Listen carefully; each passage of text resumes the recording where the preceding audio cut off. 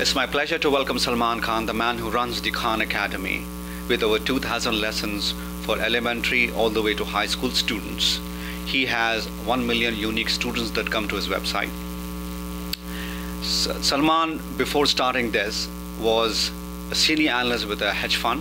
He's an MBA grad from Harvard. It's my pleasure to welcome Salman. Welcome, Sal. Thanks for having me. The question on everybody's mind, not just at the conference but everywhere around, is what makes a very accomplished guy like you live a very successful life and get into philanthropy? Yeah, well, I have no money to give, so I guess the only philanthropy is with my time. But you know, it's a simple thought experiment. Is if I had stayed in my old career working at a hedge fund, yes, I could have made some money, maybe. And but you know, a big success story, and maybe at my deathbed, I would have you know, maybe 8 or 9 figures in my bank account, and then I would die.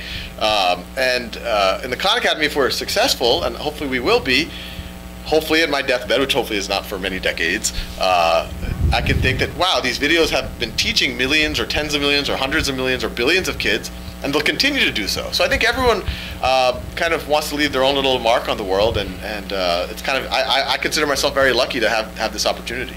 I think people would love to get the validation you're getting from people like Bill Gates.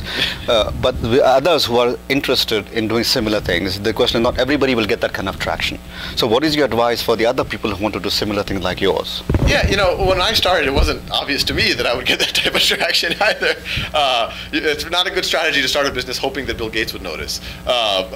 So, you know, when I started, it was worth my time because my cousins were benefiting. And I had this mindset that, look, even if my family can leverage these videos, that by itself is huge. I mean, you care about just what your own kids end up doing. That's probably most people's prime focus.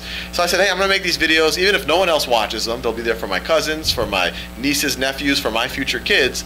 That by itself made it worthwhile. So the other curiosity that people have is, well, does he have a Sal Khan Foundation? Yeah, so Khan Academy itself is a 501c3 not-for-profit organization. I have no Sal Khan Foundation, and people can donate to that. So that is the foundation, I guess. So the next question then is, where does Sal Khan go from here? Because he's not a self-made billionaire yet. Yeah. So in terms of people to understand, you know, you're doing the great thing, but where do you go from here in terms of I'm unlikely to ever become a self-made billionaire at the track that I'm going. But the simple story is, Khan Academy, I'm going to keep making videos. We're going to grow as an organization. We're going to keep making content. We're reaching 2 million students a month right now. We've delivered 50-something million lectures.